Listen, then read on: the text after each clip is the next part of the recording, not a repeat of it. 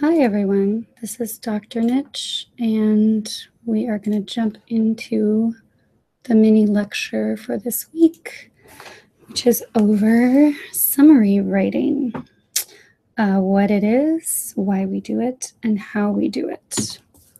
So first off, we need to consider what a summary is. It's a common assignment that you have in your early courses of study in your 100 and 200 level classes, and it may seem like busy work. So I want to explain why professors assign it and why they're good things to write, even if you have not been asked to write one. So technically, a summary is a restating of an author's words into your own words. So a summary could be a paraphrase, just a restatement of a particular sentence. A summary could be a restatement of an entire argument across a 30-page article or chapter. A summary could be the restatement of an entire article or of an argument across an entire book. Or a summary could be focused to just discuss certain important ideas across an article or a book, called a focused summary. So there's lots of different ways of doing a summary. A summary encapsulates lots of different types of writing. But specifically for us, a summary is a restatement of an author's argument into your own words. So we're focused on the whole argument, not part of it, not just particular key ideas. So you may be wondering what an argument is. An argument is not a disagreement or a fight. In the university setting, an argument is a claim that is supported by evidence. So I'm going to use the word claim, but a lot of other words can stand in for that, such as a thesis or an assertion. Those are all interchangeable. Sometimes you'll hear somebody say the main idea. Those are all essentially the point of an argument. And that point has to be supported by facts, statistics, narratives, historical narratives or personal narratives, survey evidence or survey data.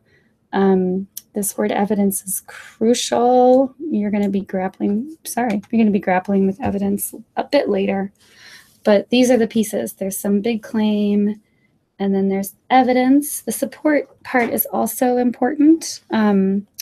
So you don't just dump your evidence in paragraphs and expect it to speak for itself. The support comes from having supporting ideas in the topic sentences. It also comes from explaining in the paragraph itself, how the specific evidence there supports the specific idea in the topic sentence, which supports the thesis. So claim, evidence, and support are all really important keywords in this definition.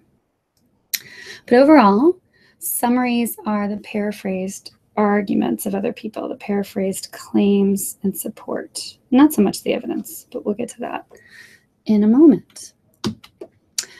All right, so why do we write summaries? Essentially, we write summaries to prove that we understand the arguments that we've read. So what summary writing forces us to do is it forces us to read much more carefully than perhaps we're used to. So we're not just reading for specific boldface words, or we're not just reading to be done with it, or we're not reading to be entertained. We're actually reading so that we understand what the claim is, what the evidence is, and how the evidence supports the claim. And that takes a lot of work. So the reading becomes harder. It requires more labor. And if you put in that labor to identify the pieces of the argument, then you really deeply understand what the author is saying and how they're saying it. So summary, I want us to think of it as reading and writing comprehension. If you can summarize an argument, you understand how arguments are put together. So you read them well, but that also means that you're probably good at putting arguments together yourself. Because if you can recognize the pieces in another piece of writing, then you can produce the pieces in your own writing. So just to kind of think about this column here is about writing. Let me make sure. Yes. This one over here is about reading. So if you can summarize, these are all the writing skills that you already have. You can paraphrase writers' sentences by using your own words and sentences. That's not easy because it really means you very carefully have attended to what all the words mean. And you're thinking about what the sentence structure is communicating to you. Another writing skill from summary writing is that you can write a short summary of an argument, even if the argument's really long. So that means you can actually determine what ideas are essential. Not every topic sentence idea is going to be needed. So which ones are the most important? Another writing skill is you can focus on what the author is saying without including your own ideas. You can put your own ideas on hold until you really understand what the author is saying, and then you can start to engage with ideas. You can stay neutral, and you can write logical paragraphs. So your summary isn't just a list of paraphrases. Your summary actually has really important transitions that show your reader of your summary paragraph how the author put their argument together. And we'll look at that in a bit. You also are careful to note that your paraphrases are coming from other people. So if you learn how to write a summary, these are all the writing skills you're going to have. In terms of the reading skills that summary gives you, a lot of it is about just understanding. You slow down and you really understand what the words mean, and you really understand why somebody uses, for example, a subordinate clause versus a coordinate clause. So why they use because rather than for. You understand the difference between major and minor ideas, right? Which is why you can write a shorter summary. So ideas are all over an argument. There's the claim or the thesis, and then in each topic sentence, there's always at least one idea. So you need to think which one of those ideas are the most important and which ones can I kind of leave out because they're already echoed by the major ones. You understand the need to dwell on the reading. So you read slowly. People who summarize well are slower readers. We reward fast reading in our culture, but actually, if you want to read well, you need to put the brakes on and really take your time to listen to what the author is saying, not to think you already know this argument and just fill stuff in that's familiar to you, because most authors are not writing about what you already know. They're writing about new information. So good readers, good summarizers, slow down and pay attention, because they know even if some ideas are familiar, there are going to be a bunch of ideas and evidence that are new. So they're ready for that new information. And then understanding that summary should be comprehensible to other readers. So when you write that summary, you're not just writing it for your teacher because this is just another busy work assignment. You're actually writing it for other people so that they don't have to read this article that you've read. They can rely on your summary. But for them to rely on your summary, they have to understand it. So you have to introduce the text that you're summarizing. You have to use introductions to the sources, things called signal phrases, and you have to use transitions in between your ideas. So we're going to work on this skill for about a month, and you're going to acquire all these awesome skills in that process. So be excited. If you can do all those things, your summary is going to meet, and this is going to be crucial for us in terms of understanding, in terms of you understanding on your own if your summary is a good summary. I'm not ever going to give you a summary of anything that we've read. I want you to do that work and figure out what the argument is on your own, but I'm going to give you these criteria, and I'm going to use these criteria when I give you feedback. So the criteria is, they're a lovely acronym called CABIN. The C is for concise. So your summary should always be shorter than whatever you've read. So if you've read, the first thing we're going to summarize is about 10 pages long, you're going to summarize the argument in a paragraph, right? So if there's 2 paragraphs per page, you're going to take 20 paragraphs of information and boil it down into 1. Accurate, so that you don't want to misrepresent, you don't want to leave anything out. You want to make sure you've really thought hard about what are the essential ideas and what is the claim or the thesis. And then balanced, so you don't want to just work hard at the beginning of the article and then just sort of, forget about the rest because you ran out of time. You want to make sure that you capture the important ideas across the argument. So there should be paraphrased statements in your summary paragraph that come from the beginning, the middle, and the end. And then you want your paragraph to be independent. You want it to make sense to readers outside of our class. So you want to signal that it's a summary in your first sentence. You want to introduce the author and the text and the author's claim or thesis. You want to use signal phrases to show that these aren't your ideas, they're somebody else's. And you want to use transitions to help the reader of your paragraph understand how this writer that you're summarizing connected their ideas. And then neutral, so you don't want any judgment. So a good summary does not reveal how you feel about the argument, even though you may feel strongly about it. So cabin is going to be our guide. It's going to be your guide as you really think carefully about how successful your summaries are in this class. Sounds hard. Yup. How do I do all of that? So you need to think differently now. In this class and also in your other classes, you need to think as a writer and a reader.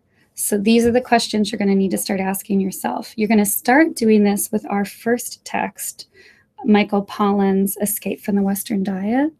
But I want you to apply these or ask these questions of yourself whenever you do any reading for any class. And it's going to just make you more attentive, and it's going to strengthen both your writing and reading skills. So if you're thinking like a writer, ask yourself, where do I put the main ideas in my paragraphs? If you ask yourself that question, and you know the answer tends to be, nothing's certain in English composition, but most of the time, people put their main ideas in their topic sentences. So if you're thinking like a writer, you're going to pay close attention to every topic sentence in an argument if you're going to summarize it, because you're probably going to have to paraphrase those topic sentences.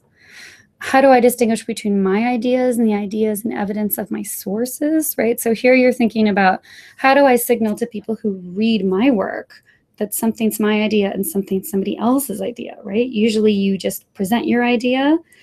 Maybe you say, I think, but then when it's evidence from something else, you say, Pollan thinks, Pollan claims, right? You use the author's name and a verb. That's a signal phrase. So again, if you're thinking, you're a good summary writer, you're thinking about how you would distinguish your ideas from someone else's, and then also how your author, Michael Pollan in this case, is distinguishing his ideas from his source's ideas. And then how do I transition from one idea to the next? And typically we use transition phrases. Also, in addition, however, in contrast, similarly, as a result, in conclusion, right? And those words are really important because they reveal the connection often between the paragraph that comes before the paragraph that comes after. So if you have one paragraph that's stating a cause, and then you want to talk about an effect, your next paragraph that's talking about an effect is going to have something like, as a result of this phenomenon. So you have to use transitions to signal, as a writer, to signal to your readers, hey, I'm seeing a cause and effect relationship here, or I'm seeing a chronological first, second, third process here. Then you need to recognize or start looking for how writers use those transitions. So you need to think about how you write to be clear to your readers, and then you need to think about being a reader. So what are the questions you ask before you read something, right? And that's going to also help you summarize. So who is this person? Who is Michael Pollan? Why did Michael Pollan write Escape from the Western Diet? What's the main idea? Titles are your friend. Escape from the Western Diet. What does that mean? What is the Western Diet? What does it mean to escape? Is it something we can do? How do we do it, right? And then what is Michael Pollan saying? What is his argument, right? So thinking both like a reader and like a writer as you read is going to help you construct a summary. If you start asking these questions of yourself before and while you read and after you read and write down answers, you are going to have a much easier time writing your summary. But as I said, it's going to slow you down. So that can feel a little weird, that all of a sudden reading is taking you much longer than it used to, but this is reading really efficiently. So if you read in this slower, more careful way, asking questions like this and writing down answers, you're going to read the article fewer times because you're actually going to understand it faster. So I want to talk about how to paraphrase, sort of the nitty-gritty of the process of writing a summary. And I'm just going to walk you through an example. So this is from our reading. It's the first sentence from Michael Pollan's Escape from the Western Diet, which we're going to be working with through this whole class. We're going to work very closely with it for the first couple weeks. And the first step for paraphrasing, so there's already a typo, type or, should be or, write out the quote to paraphrase, such as, so I typed it. Write it down or type it out, because that's going to already focus you on the very specific words that you need to understand, that you need to replace, so that you effectively paraphrase. So the undertow of nutritionalism is powerful. Much nutrition science qualifies as reductionist science, focusing as it does on individual nutrients, such as on certain fats or carbohydrates or antioxidants, rather than on whole foods or dietary patterns. Now you'll notice what I've done is some of the words are orange. I'm going to explain that in step 2. So in step 2, you need to swap out the major words for synonyms. Use a thesaurus for sure, but make sure you use a dictionary. If you choose a word and you don't know what it means, look it up, because not all synonyms could be closely related or distantly related. So you need to make sure the word makes sense in the context. But I've put all the major words in orange. So these are words I can swap out. The is the. I can't swap out the. Of is of. Is, right? These are words that don't have synonyms. If you had sort of a proper noun like Chicago, I can't substitute a proper noun out. So when you're paraphrasing, you're not swapping out everything. Some things can stay in this 3-step process, really 4, but 3.5-step process. So now the second part, you'll see that I swapped out the words. And I want you to notice that the words I used most of the time aren't very fancy. Michael Pollan has a lot of fancy words. What the heck does reductionist mean? Qualifies, undertow, right? These are fancy words. He's a fancy writer. My paraphrase is not as fancy. So notice that. The pull of the focus on one nutrient to explain disease or health is strong. Most studies of health derived from nutrients is just like a science that oversimplifies its subject, focusing as it does on particular nutrients, such as on certain fats, or I didn't swap that out, I just left it, instead of on complete foodstuffs or established eating practices. So notice too, I've had to really explain some stuff. This word reductionist, I had to look it up. There wasn't a really good synonym for it. So I just had to say, okay, reductionist science, now that I know what this word means, I can restate those 2 words as a science that oversimplifies its subject. So in the paraphrasing stage, you're probably going to make the sentence bigger, but that's okay because you don't stop here. But notice most of these things aren't fancy. Undertow, pull, right? Powerful, strong. Most of these are words you probably already know without having to look up, versus this. These are words you have to look up. So just because a writer is using really fancy vocabulary, don't feel like you have to do that. You have a voice. You have your own language. Use the language you know.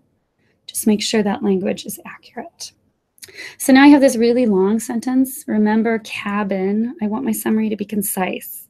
So I need to condense this. And this is where this sentence structure comes in.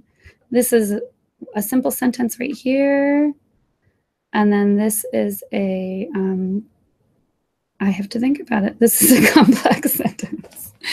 It's got this verbal here, focusing, rather than, it's got a lot going on in it. So I'm going to change my subject. Which what I do. the subject of this kind of cluster of sentences is the undertow of nutritionalism. I'm going right for nutrition science. Nutritionalism is the same as nutrition science. And then look what I did, a strong force. I just took this whole sentence and I made it a phrase. That's it. So nutrition science, a strong force, oversimplifies its subject. So remember that was in here? By focusing on one particular nutrient. And then I decided to give specific examples of some of these things, like omega-3s, which are antioxidants, or gluten, which is a certain carbohydrate, instead of on a complete food item or an established eating practice. So my sentence is different, right? I made it one sentence. I don't have parentheses. I use these M dashes instead. And I kept it, I kept the grammar pretty simple. Subject, verb.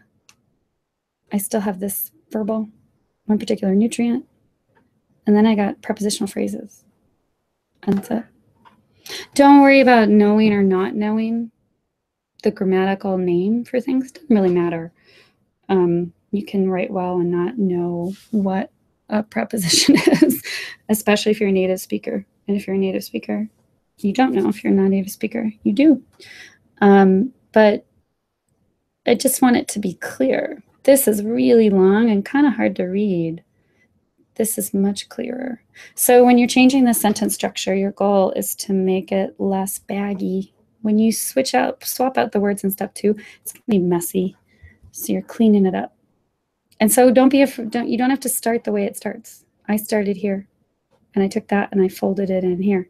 You could start with the end, the idea at the end, and then work your way backwards, or you could put the end in the middle, right? So you are in charge of where things go. It's just what makes sense to you, and then what's going to make sense to your reader. And then check for accuracy. Nutrition science, go all the way back. Nutrition science. And I'm going to leave that, even though it looks like I stole it. A strong force, the undertow of nutritionalism, powerful, oversimplifies its subject, reductionist, on one particular nutrient, it's part of the reductionists, or on individual nutrients, omega-3s, antioxidants, gluten, carbohydrates. So see what I'm doing? I'm taking bits of my paraphrase and I'm like, where in the original does that show up? And that's going to make sure you've captured all the ideas. So 3.5 steps. Now you're not done. So you need to paraphrase, but you also need to make sure that you say, that's not my idea, right? So I'm Dr. Nitsch. This isn't my idea. I didn't think this up. Michael Pollan thought this up. So you just need to say that. Pollan claims that, here's my paraphrase, nutrition science, a strong force, oversimplifies its subject by focusing on one particular nutrient, like omega-3s or gluten, instead of on a complete food item or an established eating practice. Step 1. Step 2, add a parentheses at the end of that cites, sorry, add a parentheses at the end that cites, should be the page number where the original quote was found. I have a 2-year-old, so I'm often working while he's running around and screaming. So especially if you're in that situation, I forgive typos because I do them all the time. To typo is human. But look at the second part. Pollan claims that, and here's my paraphrase, and then I've got this page number and a period. So all that does is that the reader, you, because this is my paraphrase, you could go to the article, you could look on page 420, and you'd find some mention of these ideas. It's not a quote, so you're not looking for the exact language, it's a paraphrase. So these ideas are on that page. And that's just so if somebody wants to check up and make sure you're not making it up, you're showing people you're not making it up. You're allowing them to figure that out, to see that you have accurately paraphrased Pollan's ideas. So you paraphrase, and then you add a signal phrase. You are signaling that this idea is someone else's, and you add a citation at the end. So that was a lot to take in. These are mini lectures. Feel free to watch any part of that as you start to work on the assignments for this week. But the takeaway I want for you to have in this moment is that summaries are not just annoying assignments professors assign to punish people, that they actually make us better readers and writers. And the most important time to summarize is when you're reading something you do not understand, because it just forces you to slow down, look up the words you don't know, think about what the ideas are, find the ideas, and then think about the connections between those ideas. If you do that work, even if you don't write a summary paragraph to turn into a professor, but if you did that in your notes for difficult reading throughout your time in college, you're going to be a highly successful reader, which is going to make you a highly successful student. And then if you think of summary writing from a writing perspective, you're going to start to know, oh, I need to put those ideas in my topic sentences because that's where I look for them when I'm a reader. Oh, I need those transitions because I look for transitions when I'm a reader. Oh, I need that claim, that thesis pretty early on because that's where I look for it when I'm a reader, right? So if you think like a reader and you think like a writer and you summarize, both of those skills, reading and writing skills, will vastly improve. So that's my sell summary. If you have any questions over any of this material, don't hesitate to ask. I can always make additional videos that deal with specific questions. I can expand on anything I've gone through here. I can make you a private video if that would make you feel more comfortable. Just let me know what you need. So thanks for listening and good luck with the work.